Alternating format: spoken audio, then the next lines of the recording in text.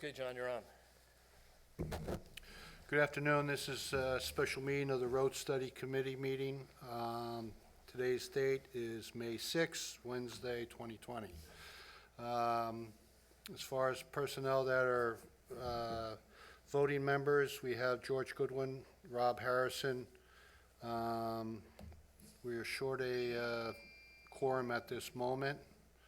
I'm expecting at least Dick Hill and John Muscolino probably. Other people present on this is Kathy Cascadanata, she's an advisor from the planning. Jim Sugden, he's an advisor from Roadway. First Selectman Jeff Manville. Claire Morris is in attendance as for note-taking.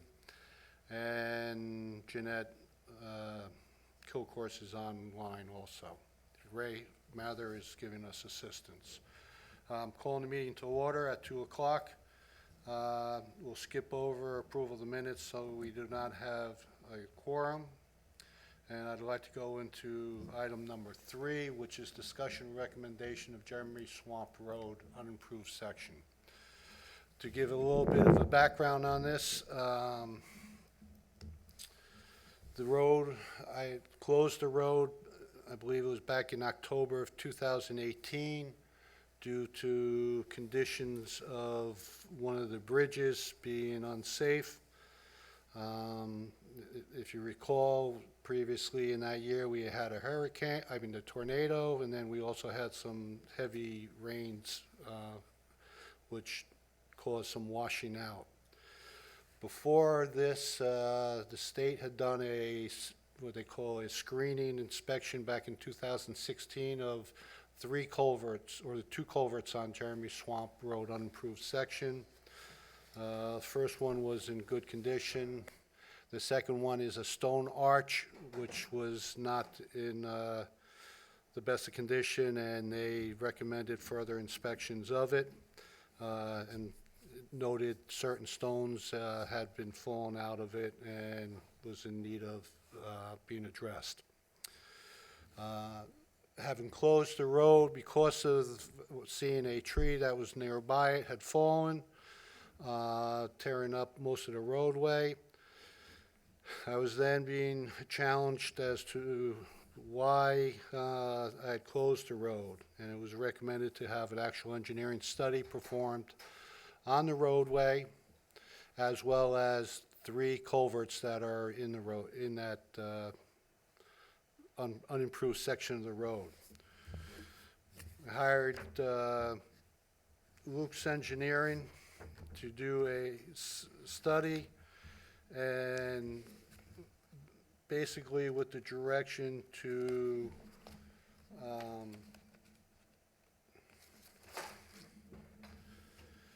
do a preliminary engineering condition study and conceptual assessment of what would be required to provide minimum safe standards. They went through and did a thorough analysis of each of the culverts as to what would be required to bring them up into safe condition, which their assessment was 2 of them need to be replaced and some minor work on the third one. Also, there need to be some guide rails put in due to steep slopes that were abutting the dirt road area. Their preliminary assessment totaled about $750,000. The road condition currently is still closed with a Jersey barrier at the south end and near just north of Plaster House Road, and a Jersey barrier at the northern end of the unimproved section where it intersects with Holes Hill. What I'm putting out there is we're looking for input from the Road Study Committee as to recommendations for that road. There are 4 residents that are south of Holes Hill on the unimproved road section. Currently, they access their homes via Plaster House Road. One with the address on Plaster House, the other 3 being on Jeremy Swamp. So with that,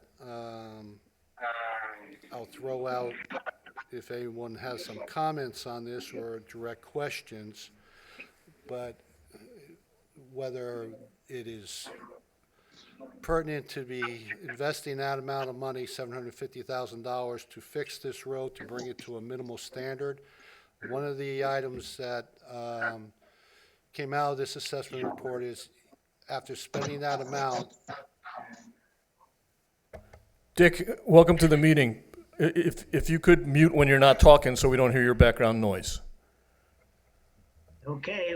Thank you. Just, have you been on for 5 minutes or what? Yes. Because I just got on. Yes, I just saw you come in. We've been on for 5 minutes. Oh. So I missed the first 5 minutes. That's correct. Introduction, I guess. You can watch it on the website after the meeting. Oh, great.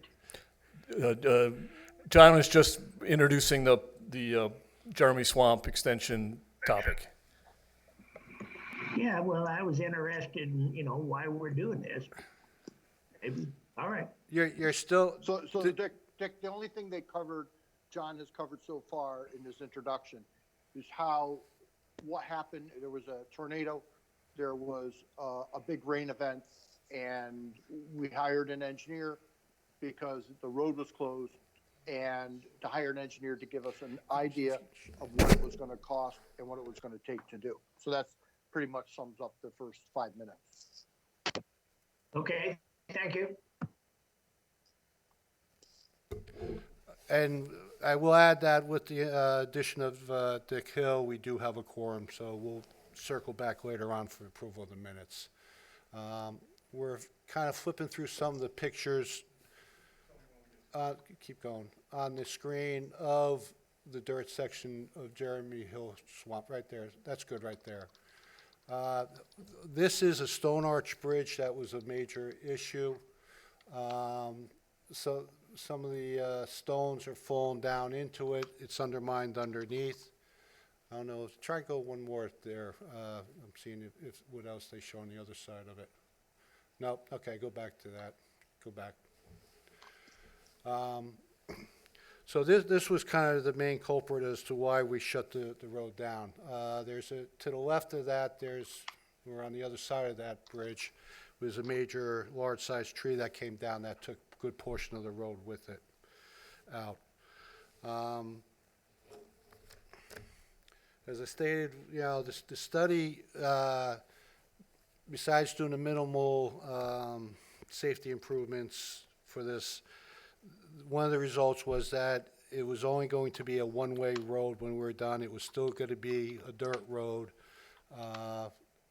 It recommended replacing this current culvert there with a box culvert, as well as another one farther downstream. And that's kind of where we're at with this currently, with the conditions of it. The road's being closed. It's staying enclosed. I have gone to Planning Commission and mentioned it to them, I believe. Somewhat recommending a linear park that this be used as, that the town doesn't give up the road or abandon the road.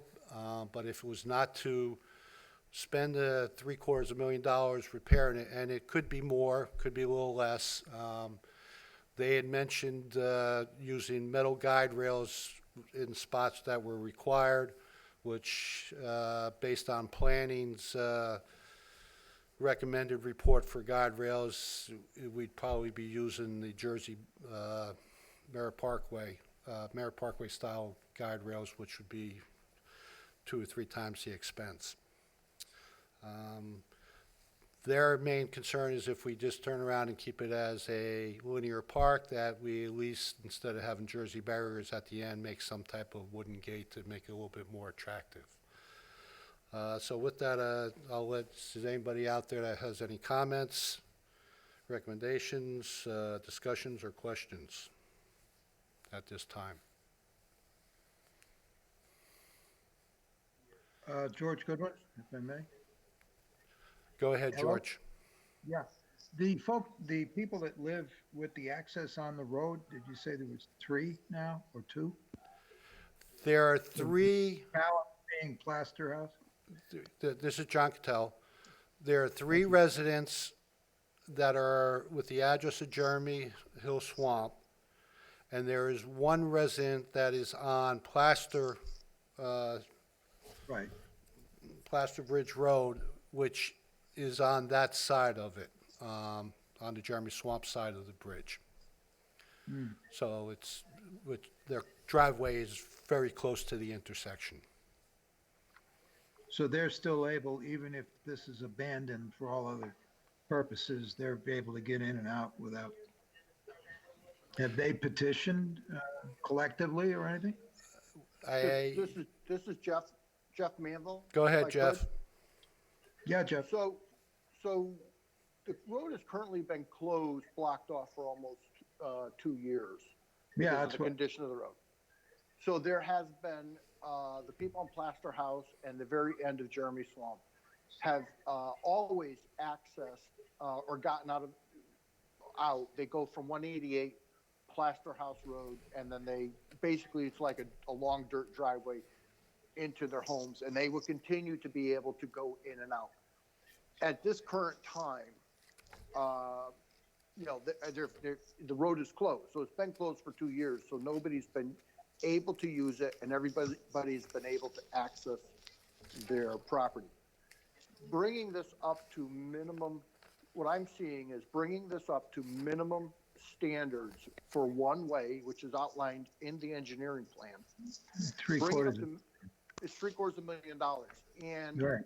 Yeah. right, and that's a minimum standard, because George, as you know, one of the key things is, and no offense to an ambulance is, it's a fairly small vehicle, but right now, ambulance could not go down this road, nor would it be safe. But the other thing is, we have a minimum standard. Actually, that wasn't the genesis of the question, but Yeah. it's a fair thing also. And that's not the only place that happens. My question is, what happens legally to the status of the property that those people now use basically as they're using it as a road and then it's their property, but it becomes, because the town abandons it, it becomes a kind of elsewhere space, doesn't it? Do they get an easement over time? No, it would Shouldn't be, there be legal status to that portion? I've been the victim of an easement dispute years ago, so I know how tricky that can get. I just wondered if the So town would be on the hook. no, the town would still, the idea, if it was to be a linear park, if it was to become a linear park and closed to vehicle traffic, it would be done in such a way so that it would be open to the public, that it just won't be open for motor vehicles. Got it. That's all. And, that's the key part. The town does own property on one side of of that piece of property. They do own one side. So the idea would be to keep it open as a linear park. People are just kind of now discovering this area. So, Is that for like biking and hiking and stuff like that? correct. Yeah, okay. So it would still be town, town property, and the town would maintain the remainder of the dirt for those people that use it Well, currently? we would, well, no, that where their driveways are, they have full access on the lower part of that Jeremy Swamp. They have full access. That it's maintained by the town. They're Okay. able to go in and out without a problem. It's actually on the lower part where the driveways are. It's closed a little bit above their driveways. I see, okay. Bob Harrison. Thank you. Bob Harrison with a question and a comment.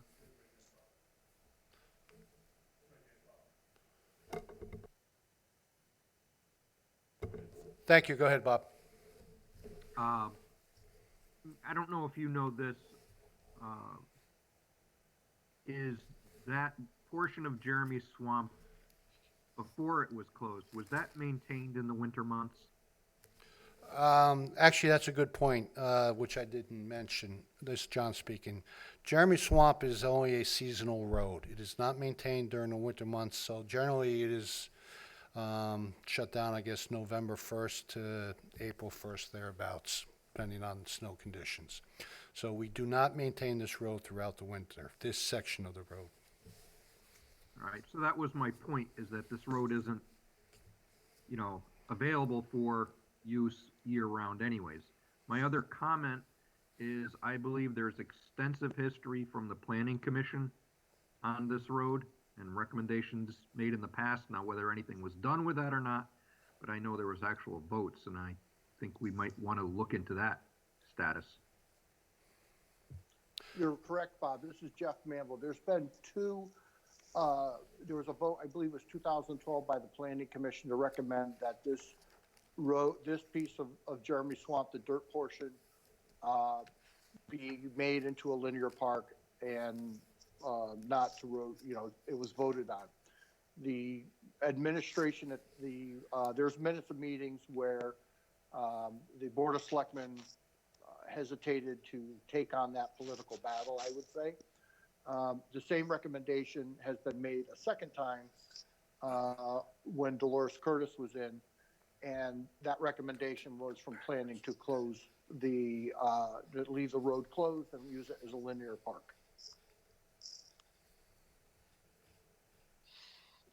The question here, I think, is, road study. There's no money right now appropriated for, that $750,000 would have to be appropriated somewhere to bring this road up to minimum road standards for one way. If you read the report, that's not two-way traffic.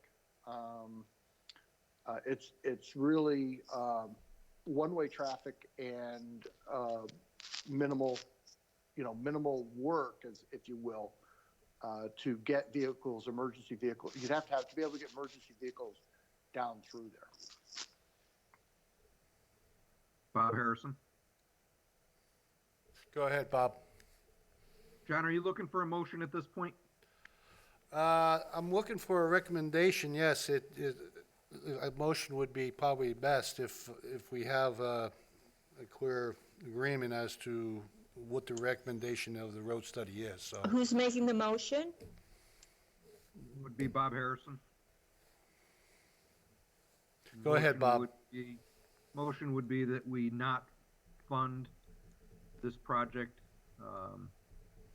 and that steps be taken to continue turning it into a linear park. I have a motion to not fund it and to turn it into a linear park. Do I have a second on this? Dick or George? Yeah, I'll second it. Dick Hill. I have a second with Dick. Is there any other discussion on that statement?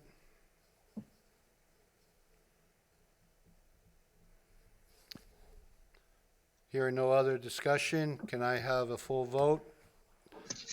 I'll read it off. George Goodwin, Aye.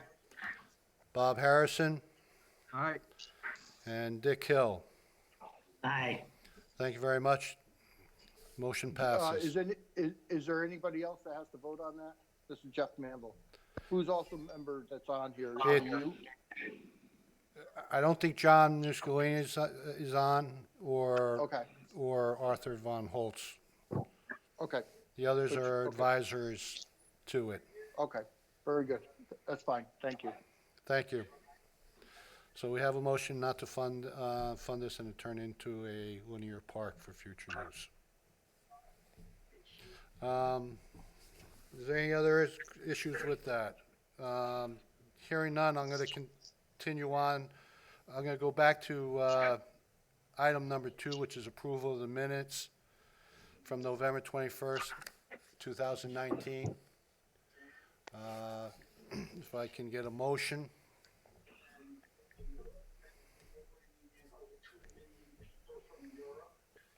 Bob Harrison, I'll make a motion. I got Bob Harrison making a motion on the minutes to approve. Do I have a second? George Goodwin, second. I have a second from George Goodwin. Thank you very much, George. Thank you very much, Bob. Any discussion as far as corrections, deletions, additions with the minutes?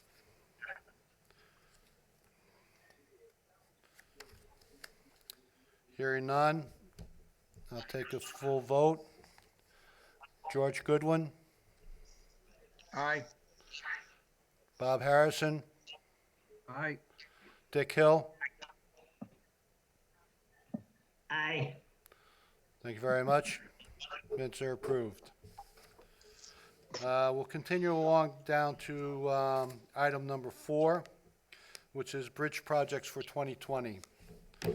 Our current bridge project that we're working on is Plaster House Road Bridge.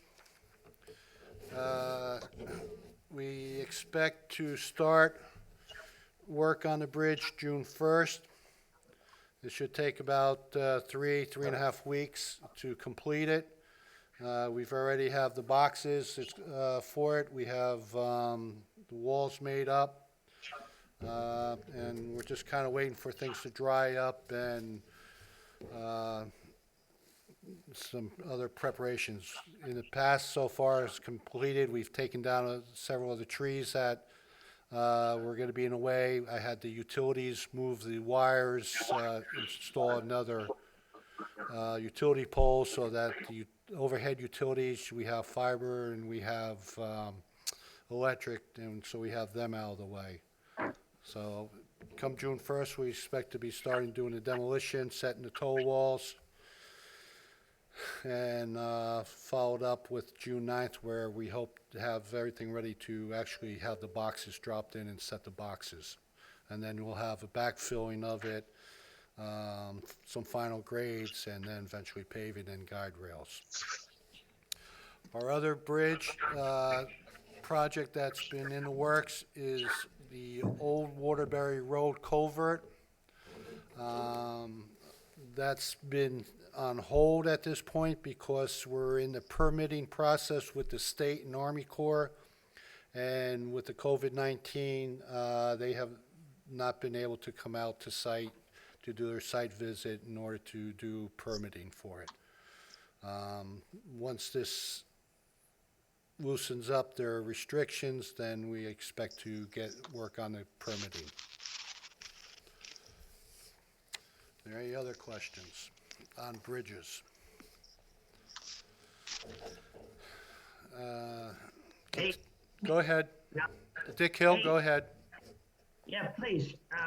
On Old Waterbury, what is the reason that the Corps of Engineers gets involved with a culvert in Southbury? What was the basis for their involvement?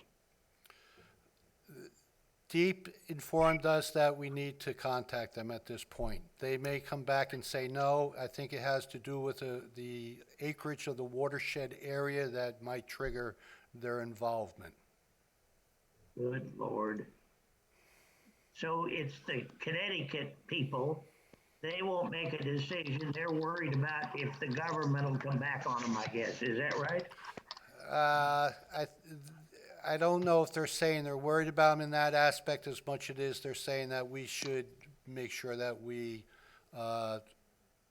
invite them to the party, if you want to say that. But as you know, whenever they get into it, it'll probably double the cost.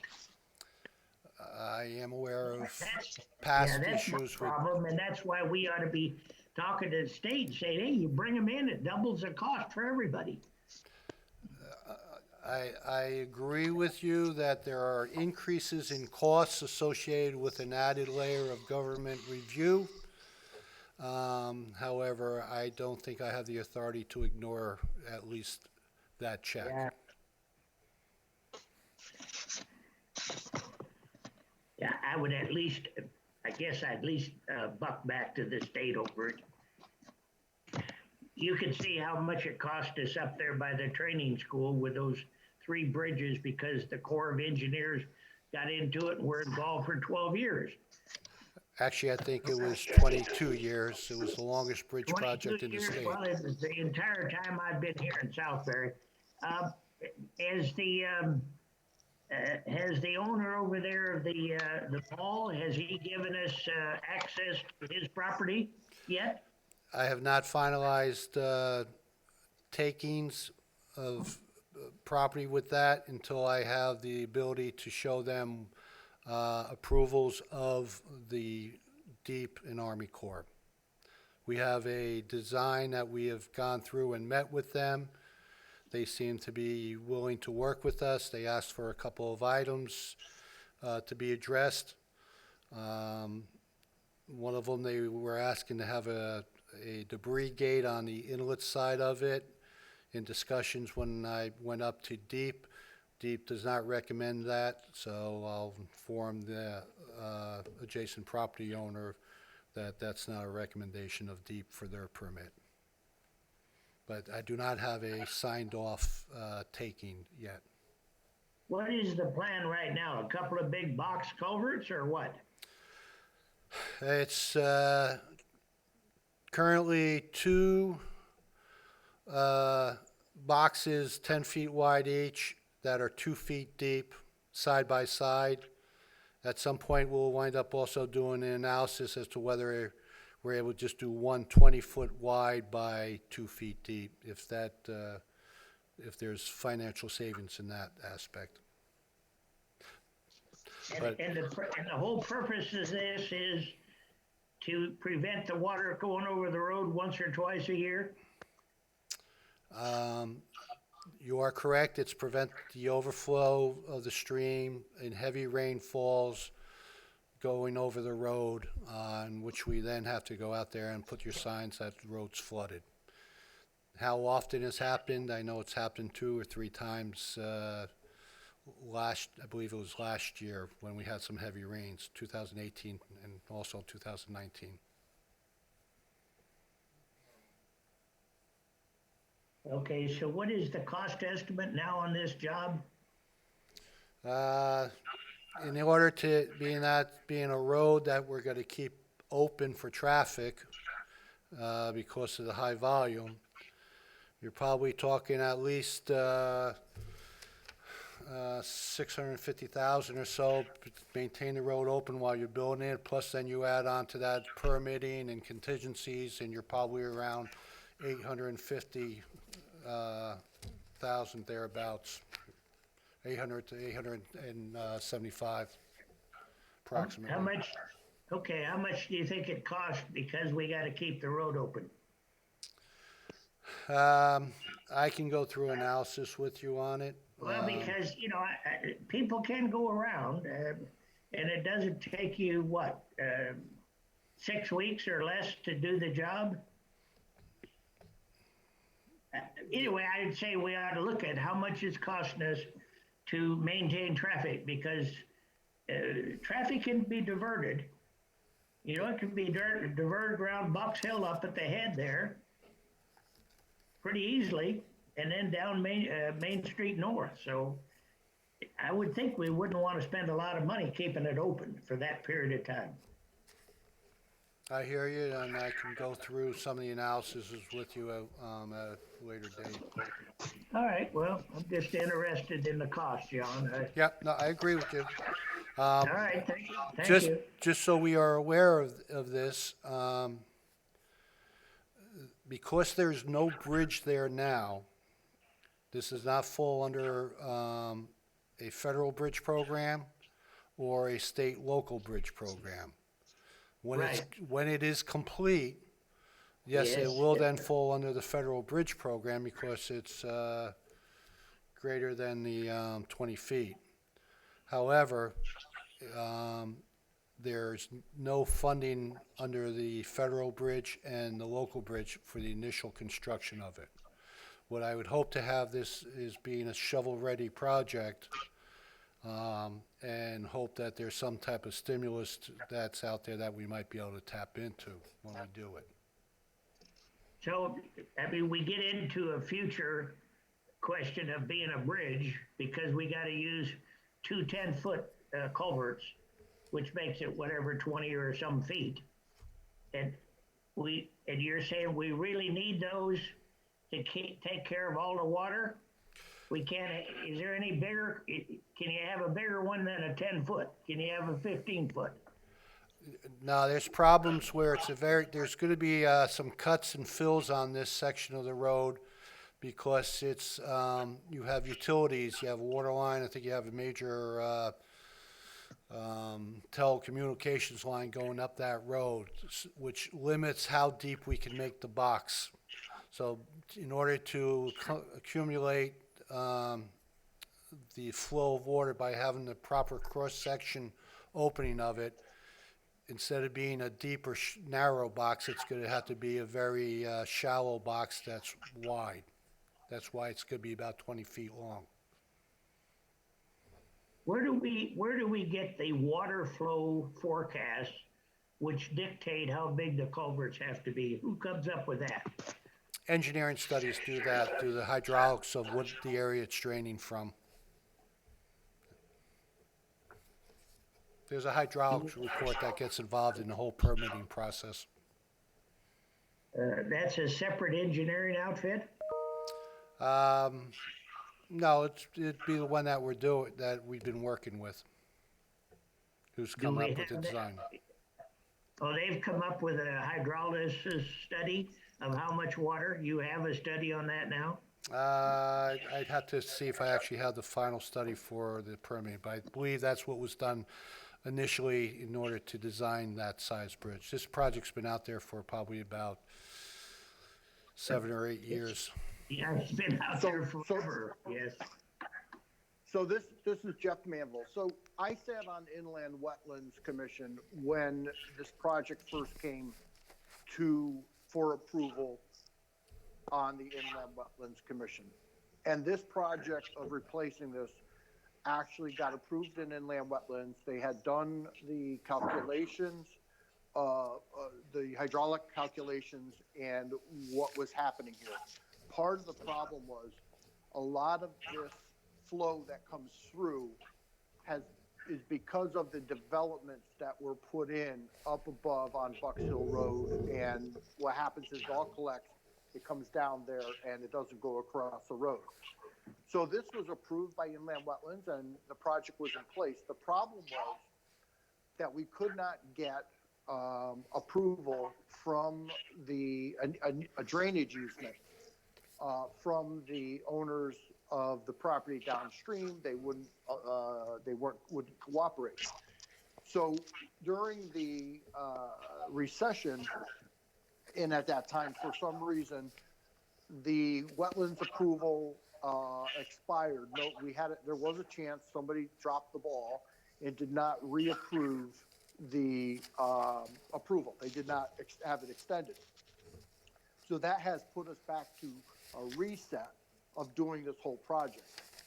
So I looked at the original project, was kind of an extensive project, and it was very expensive because of the design. And I asked for a basic, generic, or a basic design to get water across this road into the wetland area like it's supposed to be. So it's not like this has not been looked at. It's been looked at for quite a while, but again, the permits expired.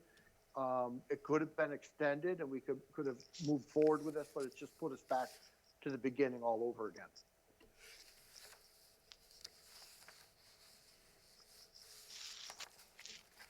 So I would say this is not something brand new. I mean, it's been looked and looked and looked at.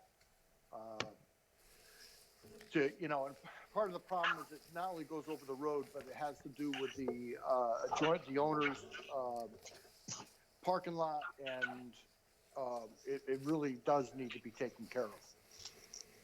No, yes, I understand, Jeff. I just said, I don't ever remember it being anywhere near $850,000. So the project's changed quite a bit. And I know it's been sitting there a long time because the guy wouldn't give us an easement. In fact, we didn't redo Old Jeremy Swamp for 2 years waiting on that. And we finally had to redo the street anyway. But anyway, right. I mean, that's a hell of a lot of money compared to what I think it used to be, and that's where I was trying to understand how this thing has changed so much. And I'm afraid of other people getting involved now, like the Corps of Engineers. This is Jeff. I would agree with you, Dick. And believe it or not, this current engineering design that we're looking at goes back to the original design that everybody kind of danced around. And then there was what I would call this approved of a more complicated design, which I think if we, had we executed this 6 years ago or 7 years ago, when the permit was in place and the design was in place, it could have been done for much less. Unfortunately, by waiting, the costs have gone up, and I've been trying to control that cost by keeping the design without having other outside influences dictate the design.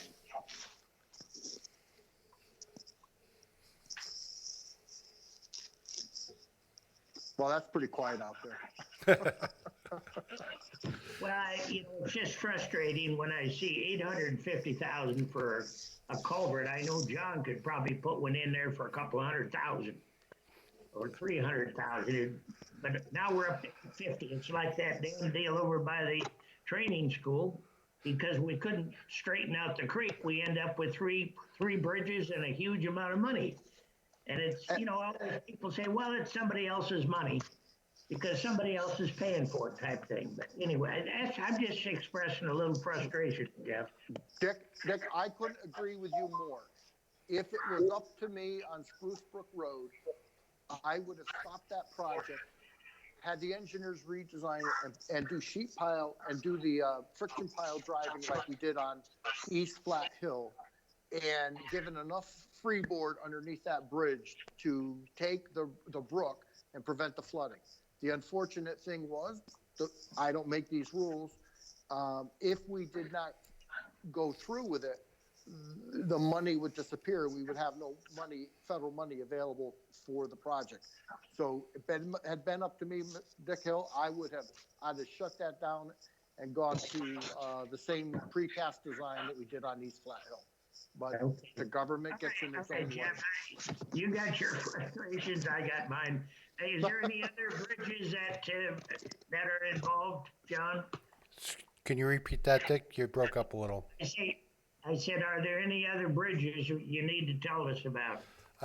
Those are two main ones. We'll eventually be getting into Howell Swamp Road, where we have to put a small culvert, but I think that's actually less than the size of a full bridge. We have maintenance work to do on Heritage Road Bridge down the line. We're going to wind up having to do a little bit of investigation on that. It needs a new deck on it. That's a key next key bridge afterwards. Well, I guess the other question on Old Waterbury, is that in the budget we just approved? Is that when you're going to be doing it, this next budget year? Hopefully, if we have, I'll have to verify with funding, but I think we have some of the funding, but maybe not all of it at this point. Yeah, I don't think we got 850 in that budget. I don't think we do either at this time. No, I don't think so. Maybe you could find it within the rest of your budget. You're very generous to me there, Dick. Thank you. I mean, that's what we got a budget for. I hear you. I guess if we had an 850 project in coming up next year, we would have heard about it before we just approved the last budget. I was just getting numbers in that, didn't get numbers in till after the budget as to a take loss of it. The only thing I had was design. Maybe Old Waterbury is going to have to wait until the next budget year then. That may be the case. As I was saying earlier, my goal would be to have this as a shovel-ready project with some hopes of some stimulus money that we could use it towards, apply to it.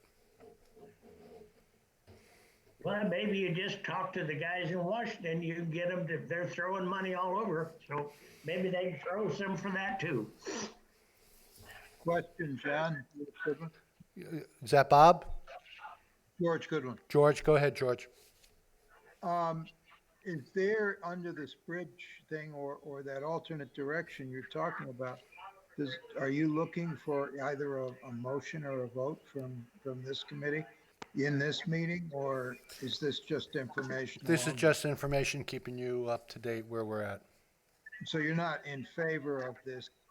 I'll give you a shovel ready today for a bonus tomorrow or next week or something. You're not ready.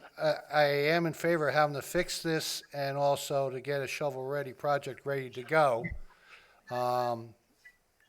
It's just that I don't need to have the approval of that money right this second until I know where we're gonna be at. We have some money in Okay. there. I still have to get a lot of the permitting done. Okay. And final, and as along with the taking of, from the adjacent owner. So I don't want to be premature on asking for this until we're actually ready to start moving forward with the Either construction. way, Correct. either way.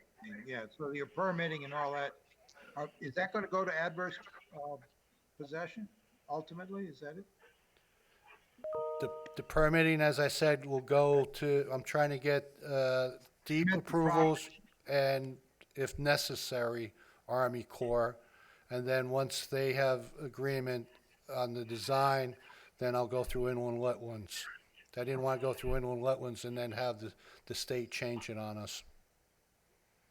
I guess it sounded like his question is, are we gonna end up in eminent domain with the owner over there?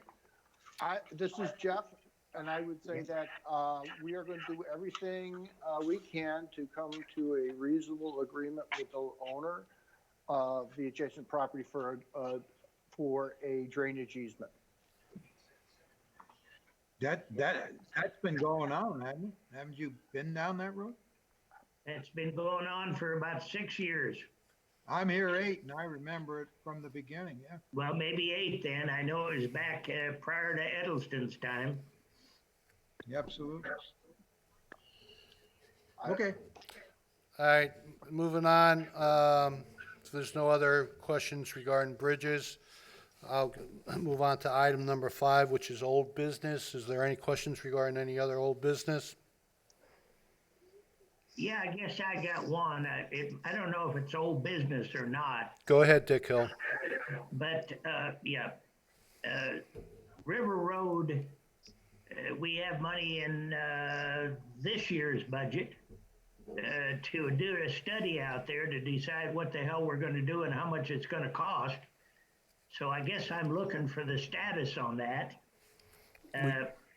Partly because we're looking at a couple of big projects down the road, and I'm interested in whether we should bond something.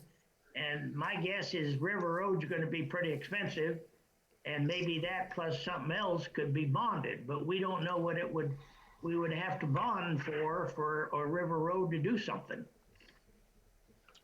So I guess the question is, have we got anything going toward that study? And I think, as I've said before, I think before you actually do a study, we have to decide what the design basis for that road is, and one is the width. And maybe the second one is the people that use it downstream that have access to that area up to some sea level, and how we're gonna work with them. So, but I'm interested in getting something going on River Road. Because like I said, it's gonna be a large amount of money, and we've got a communications question coming up with quite a bit of money.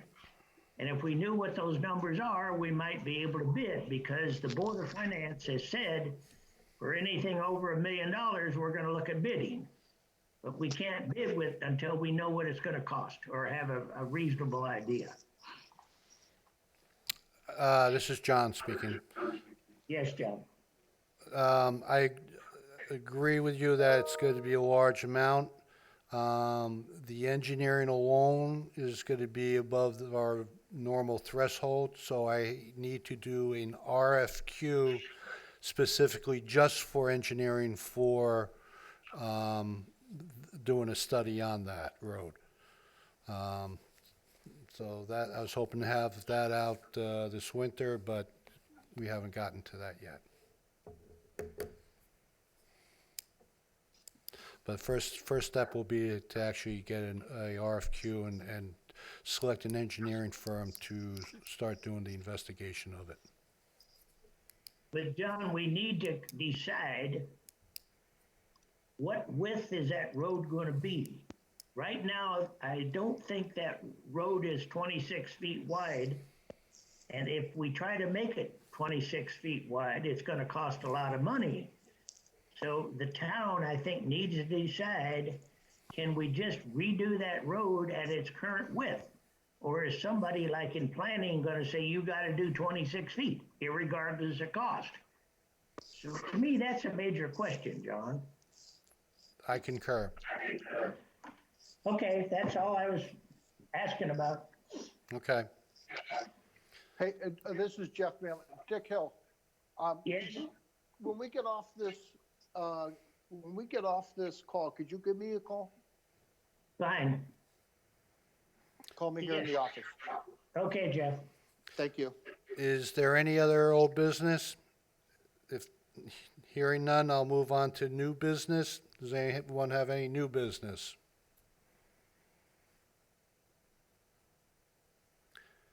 Hearing When we none. gonna open up the town office?